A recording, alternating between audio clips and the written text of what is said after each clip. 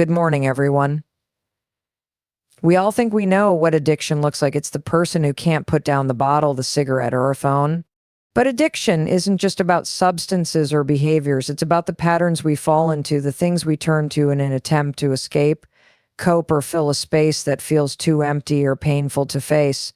And when we start to understand addiction, we start to see that it doesn't look like we thought it did. It's not just about the thing we're addicted to, it's about what that thing represents. Addiction isn't just about drugs, alcohol, or even compulsive behaviors like gambling or shopping. While those are the examples that come to mind when we think about addiction, it runs much deeper. Addiction can take many forms, and it isn't always immediately visible to the outside world. It's about anything that takes over our thoughts, behaviors, and emotions in a way that begins to dominate our lives, often pushing us further from who we are and who we're meant to be. Addiction has a way of creeping in, often unnoticed, and it can hijack our sense of self without us even realizing what's happening.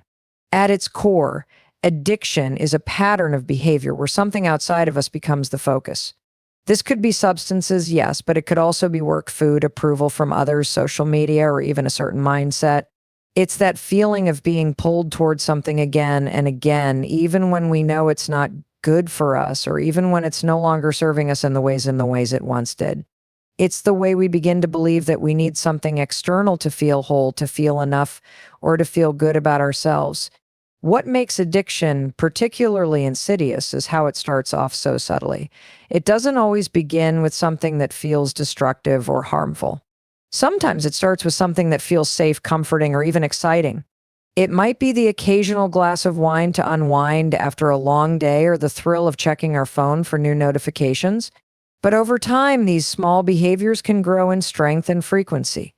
Before we know it, these activities begin to take up more of our time, our thoughts, and our emotional energy until they occupy a central space in our lives. The true danger of addiction lies in the way it alters our relationship with ourselves and the world around us. Instead of living authentically, we become slaves to the things that control us. Our thoughts are no longer our own. They are consumed by the need to repeat the addictive behavior. We may think we're in control, but in reality, we've handed over our power to something outside ourselves. This makes it harder for us to connect with who we truly are and what truly matters in our lives. We can become disconnected from our values, our passions, and even our relationships, all in the pursuit of something external that we believe will make us feel better. Living authentically means being in touch with our true selves, with our inner desires and needs, but addiction takes us away from that. It keeps us stuck in a cycle where we lose sight of what's truly fulfilling.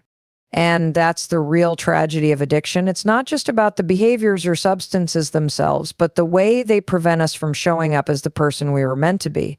Instead of thriving, we end up surviving, just trying to get through each day without fully living it.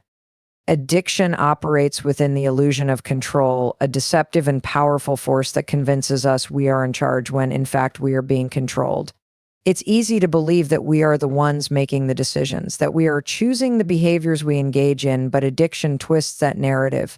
It begins subtly, offering us a sense of comfort or relief. At first, it feels like something we can manage. We tell ourselves, I'll just have one drink, or I'll check social media for just 5 minutes. But those moments of choice slowly slip into a pattern, and before we realize it, we've relinquished our control to the very thing we thought we had mastery over. In the beginning, addiction often masquerades as something harmless or even beneficial. It gives us temporary relief from stress, pain, or discomfort. It promises us a way to feel better, more in control of our emotions, or more connected to the world around us. But as time goes on, the balance shifts. What once felt like a conscious decision becomes an unconscious compulsion. The need to engage in the addictive behavior becomes stronger, and we find ourselves caught in a cycle of pursuit, consumption, and regret. The illusion that we are in control becomes harder to maintain because the behavior is no longer a choice, it is an automatic reaction. What makes addiction so powerful is that it feeds on our deepest fears and vulnerabilities. We may begin to use the behavior to avoid feelings of anxiety, sadness, or insecurity. The addiction becomes a coping mechanism, and escape from emotions that feel too overwhelming to face. But over time, it takes more and more of the behavior to achieve the same temporary relief, and the cycle deepens. The very thing we believed was under our control starts to dictate our thoughts, our time, and our actions. We begin to prioritize the addiction over everything else in our lives, our health, relationships, and even our own well-being. In truth, addiction is a thief that steals our agency. It convinces us that we are in charge, but it is really pulling the strings behind the scenes, controlling our behavior from the shadows. We become less able to make decisions that align with our true desires and values. Instead, we make decisions based on the pull of the addiction, ignoring the consequences in favor of the fleeting sense of control it offers. As a result, addiction isolates us, creating a false narrative that we are the masters of our own choices when, in fact, we have become enslaved to the very thing we thought we could control. Breaking free from this illusion requires a shift in awareness. It's not just about stopping the behavior, it's about reclaiming our true sense of control, reconnecting with our values, and learning to face the discomfort rather than seek refuge in the addictive behavior. Only then can we truly begin to regain control over our lives. At the heart of addiction is a deep, emotional void and emptiness that we may not even fully recognize. This void can come from many places: unhealed wounds, unmet needs, unexpressed desires, or even a lack of connection to ourselves or others. It's the part of us that feels hollow, that seeks fulfillment in ways we don't fully understand. Addiction presents itself as a way to fill this void, offering temporary relief or distraction from the discomfort of feeling empty. The problem, however, is that the more we try to fill that space with external things, the more we find that it never truly satisfies us. In fact, the more we try, the deeper the emptiness often becomes. Initially, the addictive behavior seems to offer a solution. Whether it's a substance, an activity, or a relationship, it promises us a way to fill that emotional gap. For a moment, it feels like we've found something to cling to, something that makes us feel less alone in our discomfort. It may even feel like we're experiencing a sense of joy, peace, or excitement, but just as quickly as those feelings arise, they fade, leaving us with the same feeling of emptiness. The high, the relief, the distraction, it all dissipates, and we're left with the void once again, often feeling worse than before. The brief escape doesn't address the root cause of our emotional hunger, and as a result, we find ourselves turning back to the same patterns, chasing the same fleeting satisfaction. What makes the emotional void so tricky is that it's not always easy to identify. We may not consciously realize what we're trying to fill. We might think that we're simply seeking pleasure, excitement, or relief.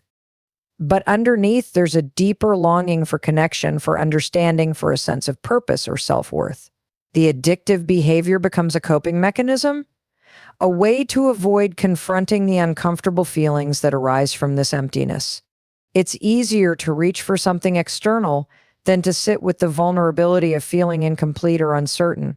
Unfortunately, this cycle only intensifies over time.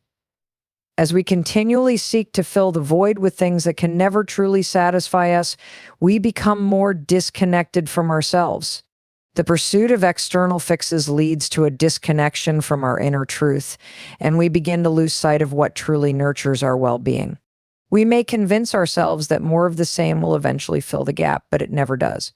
The more we chase, the more elusive the sense of fulfillment becomes. True healing comes not from continually trying to fill the void with external things, but from turning inward. It requires us to face the emptiness with compassion, to explore what's really missing, and to begin addressing the emotional needs that we've been avoiding. It's about acknowledging that the answers to our inner hunger lie not in what we can acquire or consume, but in the process of reconnecting with ourselves and learning to find peace within. Only then can we begin to heal the emotional void and reclaim the fullness of who we truly are. At the root of addiction lies an overwhelming desire to avoid emotional pain. It's the instinct to escape feelings of discomfort, shame, or vulnerability, which we often perceive as too difficult or too painful to face head on. These emotions can be heavy, like an invisible weight pressing down on us, and when we don't know how to process or deal with them, we instinctively seek out ways to numb or suppress them. Addiction becomes the coping mechanism of choice, a quick, seemingly effective way to push the pain aside, even if only for a brief moment.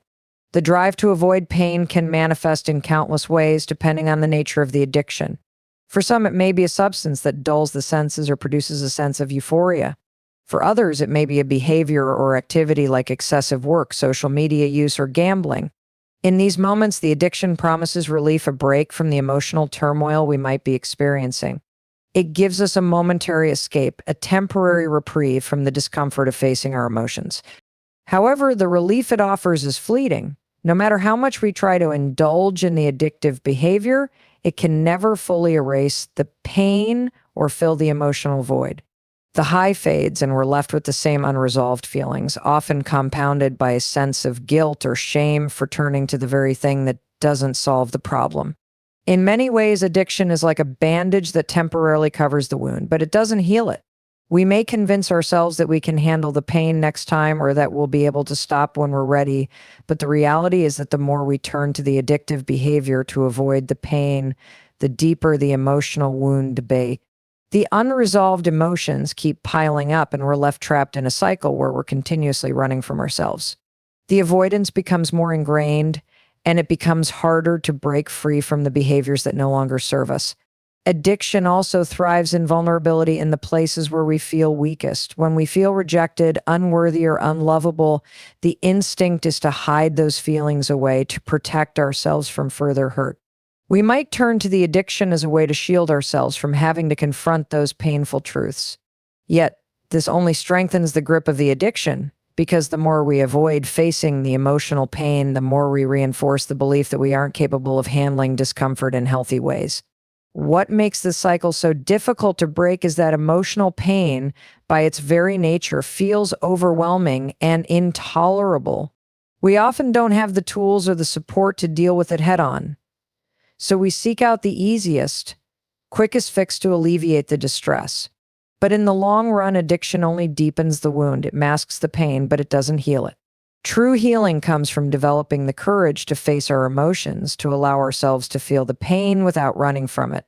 It means learning to sit with discomfort, knowing that it will eventually pass and that we are capable of handling it without turning to unhealthy coping mechanisms. When we stop avoiding the pain, we start to rebuild ourselves from the inside out. Shame is one of the most powerful forces that addiction relies on to maintain its grip. It creates a toxic cycle that keeps us trapped in behaviors that we know aren't good for us.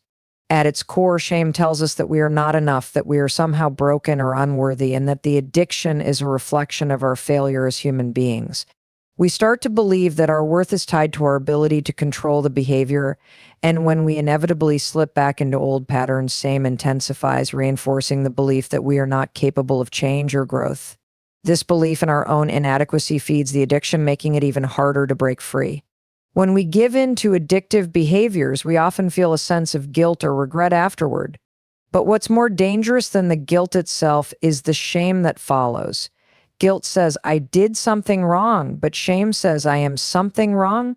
It goes beyond the action and targets our identity.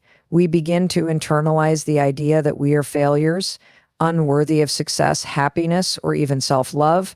This distorted view of ourselves creates a deep sense of isolation, and rather than seeking help or support, we hide. We hide from the world, and more importantly, we hide from ourselves. This is where the cycle begins. The shame we feel about our actions or behavior leads to self-loathing, and the self-loathing pushes us back toward the addiction. The addiction becomes a way to numb the intense emotional pain that shame creates. In the moment of indulging in the addictive behavior, we may feel a brief sense of relief, but that relief is short-lived. The shame quickly returns stronger than before. This sets up a vicious cycle. We engage in the addiction to escape the feeling of shame. But then the addiction reinforces the shame, creating an even deeper sense of worthlessness. The more we try to escape our feelings of shame through addiction, the more we become entangled in the very thing that's causing the pain in the first place. We feel like we've failed, yet the addiction makes us feel like we have no control, reinforcing the belief that we are powerless. This powerlessness is the key that keeps the cycle in motion. We believe that we cannot change, and so we continue to act out the behaviors that only reinforce our shame. It's a self-perpetuating loop. The more we try to run from shame, the more it consumes us, and the deeper we sink into the addiction's grasp. Breaking free from this cycle requires a shift in how we view ourselves. It's about learning to separate our actions from our identity. We are not our mistakes, nor are we defined by our addictions. The road to healing begins with the recognition that shame thrives in isolation, but it withers in the light of compassion and connection. We need to allow ourselves to be vulnerable, to face the shame, and to release the belief that we are failures. In that process, we reclaim our power, break the cycle, and begin to heal. True healing begins when we stop running from our vulnerability and allow ourselves to fully acknowledge what we've been avoiding for so long. Addiction, at its core, is an attempt to shield ourselves from painful emotions, insecurities, and fears that we perceive as too overwhelming to face. We turn to the addiction to create distance between ourselves and the vulnerability that feels unbearable. But what if the very thing we've been avoiding is the key to our healing? What if facing our vulnerability is the path that leads us to true freedom, connection, and growth? The truth is that vulnerability is not a weakness, though society often teaches us to see it as such. We are conditioned to hide our pain, to put on a brave face, to toughen up. But the reality is that vulnerability is a part of being human. It's what makes us real, authentic, and connected to one another. It's through our vulnerability that we find empathy, understanding, and compassion, not just from others, but from ourselves as well. When we allow ourselves to feel our emotions fully without judgment or resistance, we give ourselves permission to heal. Addiction thrives in avoidance. It flourishes when we try to suppress or numb the emotions that we deem too difficult to confront. These emotions could be grief, shame, fear, anger, or deep loneliness. They may have built up over years, perhaps even a lifetime, and we've learned to push them down because we didn't know how to cope with them. When we turn to an addictive behavior, it's often a form of escape from the vulnerability of facing what's hidden beneath the surface. We believe that the temporary relief from the behavior will ease the pain, but in reality, it only deepens it. The more we avoid the truth, the more we trap ourselves in a cycle of emotional disconnection. To heal, we must have the courage to face what we've been avoiding, the emotions, the fears, the parts of ourselves that we've tried to bury. It's about allowing ourselves to feel without judgment, to experience the full range of human emotion, knowing that we are capable of handling it. In that space of vulnerability, we start to understand what's been driving the addictive behavior in the first place.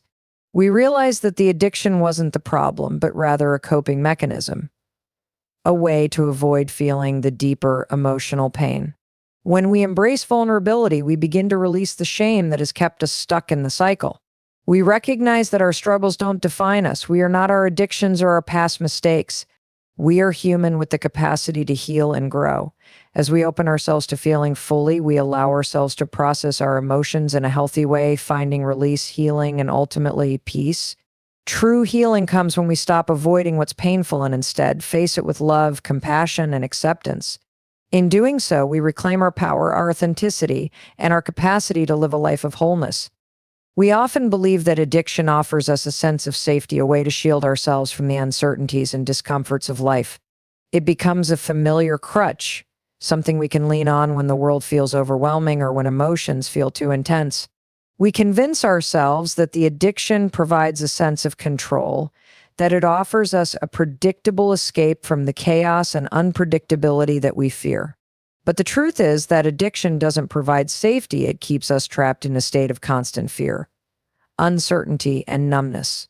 The illusion of safety that addiction offers is exactly that, an illusion.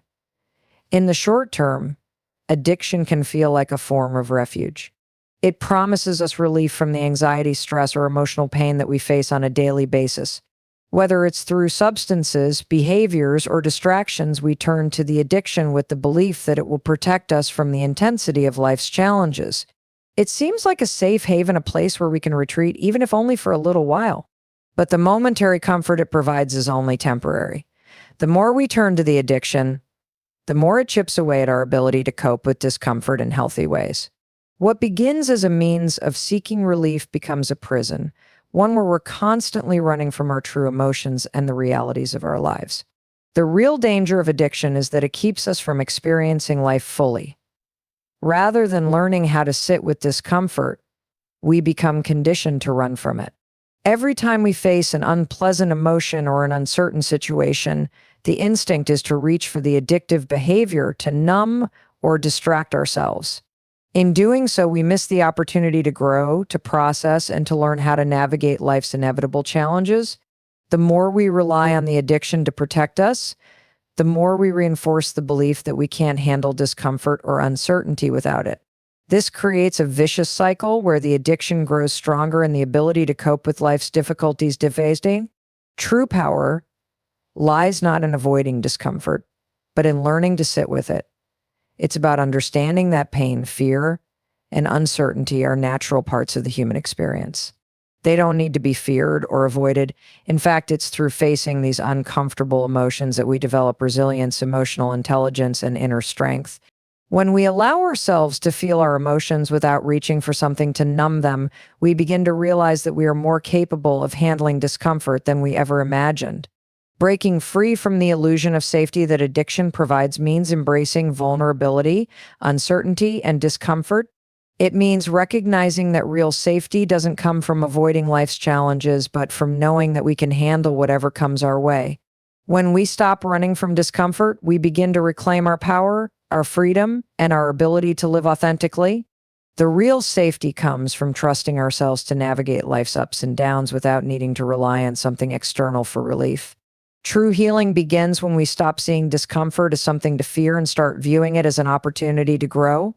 Overcoming addiction requires an immense amount of courage, not only because of the challenge of breaking free from the behavior itself, but also because it asks us to let go of something that has provided us with comfort, security, or distraction.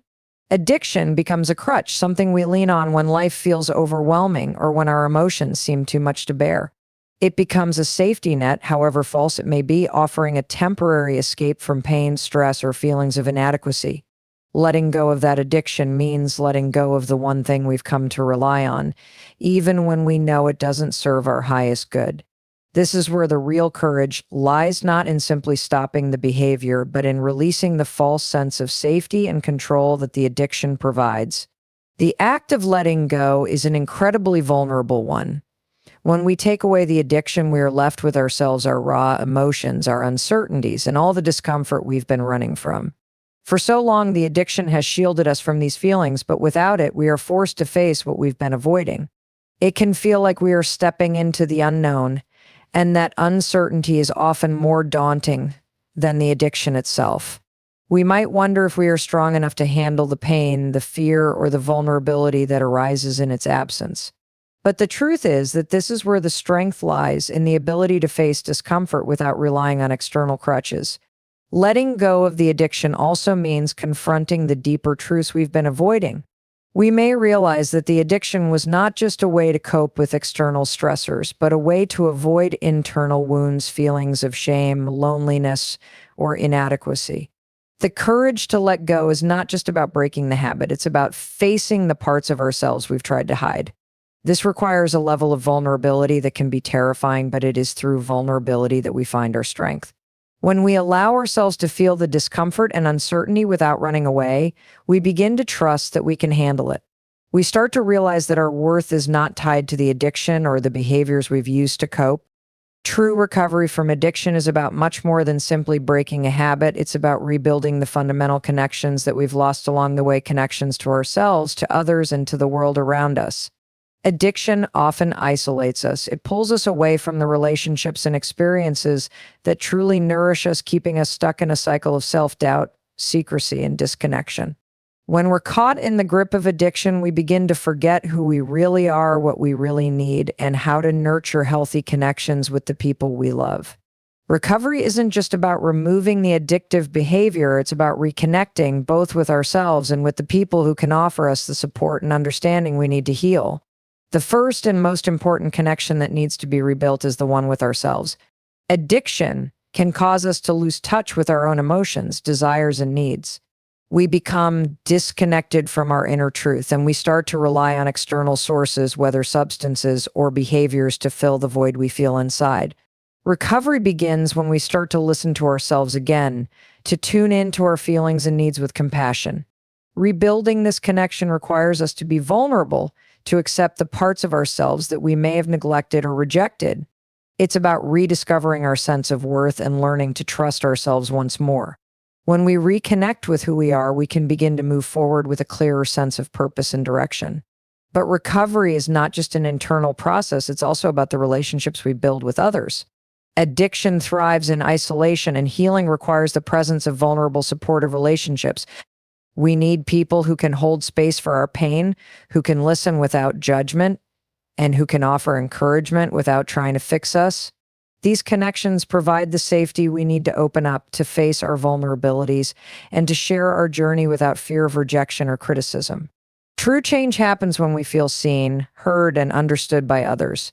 In these relationships, we are reminded that we are not alone, that we are worthy of love and connection, and that healing is possible. Supportive relationships also help us stay accountable. As we rebuild our lives, we need people who can help us stay grounded in our commitment to change. They provide a mirror for us to see our progress and remind us of the strength we often forget we have.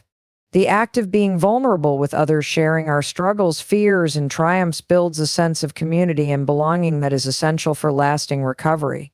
When we allow ourselves to be truly seen and supported by others, we begin to rewrite our story and create a new narrative, one rooted in connection, trust, and growth. Recovery isn't just about letting go of a habit. It's about rediscovering the power of connection, the connection to ourselves, to others, and to the world around us. It's through vulnerability and the support of others that we begin to heal, transform, and rebuild our lives in a way that is truly authentic and sustainable. True recovery is about reclaiming the relationships that nurture us and allowing them to provide the foundation for our growth and healing. Freedom from addiction is often misunderstood. Many people think of freedom as simply the absence of the addictive behavior, as if recovery is a straightforward process of eliminating the habit entirely. But true freedom goes much deeper than that. It's not just about stopping the behavior, it's about reclaiming the power to choose to be fully present in our lives and to reconnect with our true selves. Addiction thrives on control, and the real path to freedom lies in taking back that control, not by white-knuckling through life, but by finding the strength to make choices that align with our values, our desires, and our authentic self. Addiction is a way of relinquishing control. It convinces us that we need the behavior to cope with life's challenges, to avoid pain, or to feel some sort of comfort or release. We come to believe that the addiction is the only way to feel safe or normal. But when we break free from the grip of addiction, we realize that the power was always within us. True freedom is about recognizing that we have the ability to choose differently, to respond to life's difficulties without resorting to old patterns or behaviors. It's not about never experiencing temptation or struggle again. It's about being present enough to make the conscious decision to choose differently, to recognize the moment when we're faced with a choice, and to take action in alignment with who we really want to be. The power of choice is transformative. For so long, addiction convinces us that we are powerless, that the behavior has control over us, controlling us. But when we step into our power, we reclaim the ability to make choices that reflect our true selves. We stop reacting out of fear or habit and start responding out of conscious intention. This shift is liberating, as it gives us the opportunity to define who we want to be in every moment. We no longer have to feel like victims of our circumstances or our past decisions. Instead, we step into a space where we can be proactive, where we can choose to show up for ourselves and others in ways that support our well-being and growth. Being present is another crucial aspect of this new definition of freedom. Addiction often keeps us trapped in the past or the future, either ruminating on past mistakes or anxiously anticipating what's to come. But true freedom requires us to be fully present, to engage with life in the here and now. This means allowing ourselves to feel our emotions without running from them, to experience discomfort without numbing it, and to be fully alive in the moment, no matter how challenging it might feel. When we are present, we can experience life more deeply, more authentically, and more joyfully. We stop letting addiction rob us of our ability to be in the moment, and we begin to reclaim our sense of peace and contentment. Ultimately, freedom from addiction is about reclaiming our sense of self. For so long, addiction defines us and controls us. But when we break free, we rediscover who we are without the behavior. We reconnect with our values, our passions, and our purpose.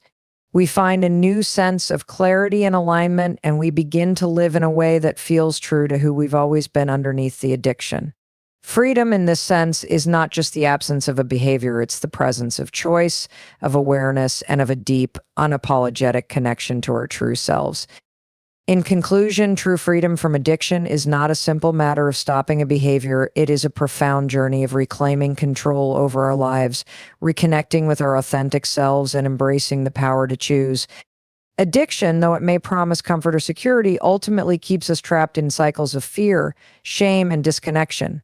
But by facing our vulnerability, confronting the emotional void, and embracing the discomfort of change, we can begin to break free from its grip. Recovery is not about perfection, but about rediscovering our strength, our capacity for growth, and our ability to make conscious choices that align with our true desires and values. As we rebuild connections with ourselves and with others, we create a foundation for lasting change, one rooted in self-compassion, vulnerability, and presence. Freedom is not about eliminating discomfort, but about learning to live fully in alignment with who we truly are, and without the need for addiction to define or control us. The journey to freedom is one of immense courage, but it is also one of profound transformation, and it is within each of us to reclaim that power. And finally, let's talk about freedom. True freedom isn't the absence of addictive behavior. It's the ability to choose. It's the ability to say, I no longer need this to feel whole. I am enough as I am. That's freedom. The freedom to live authentically, to feel deeply, and to be fully present in our own lives without the chains of addiction holding us back. Thank you.